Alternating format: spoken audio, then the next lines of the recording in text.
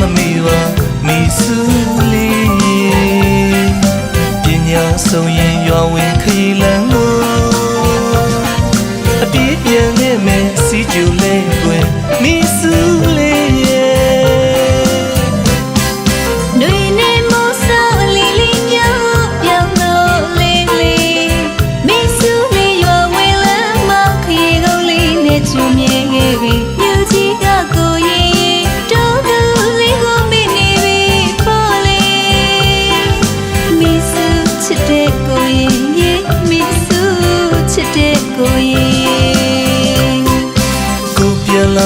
ရွာလန်းစီ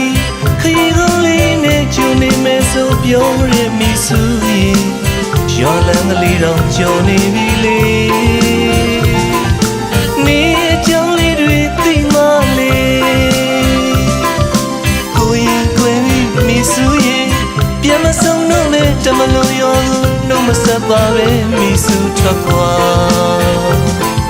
ပြန်လာခဲ့တော့မိစုရင်ပြန်လာခဲ့တော့မိစုရင်ပြန်လာခဲ့တော့မိစုရင်ပြန်လာခဲ့တော့မိစုရင်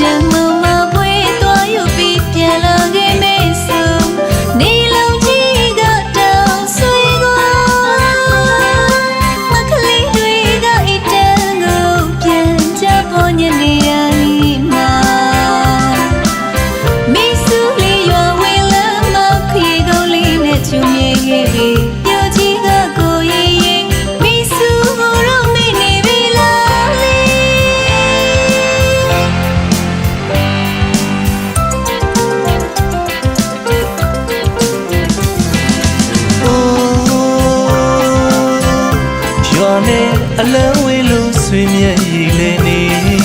တတိယမိတယ်မိစုလေးတနေ့မှမမေ့ပါမိစုလေးပညာဆုံးရင်ရွာဝင်ခရီးလမ်းကိုအပြေးပြန်ခဲ့မယ်စီကျူလေးတွင်မိစုလေးရဲ့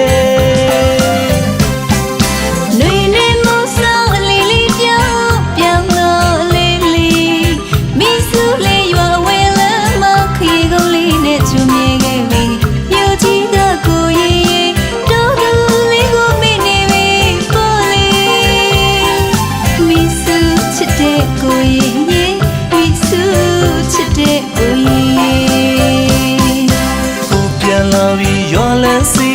ခရီးကုန်လေးနဲ့ကျုံနေမယ်ဆိုပြောရမိစုရင်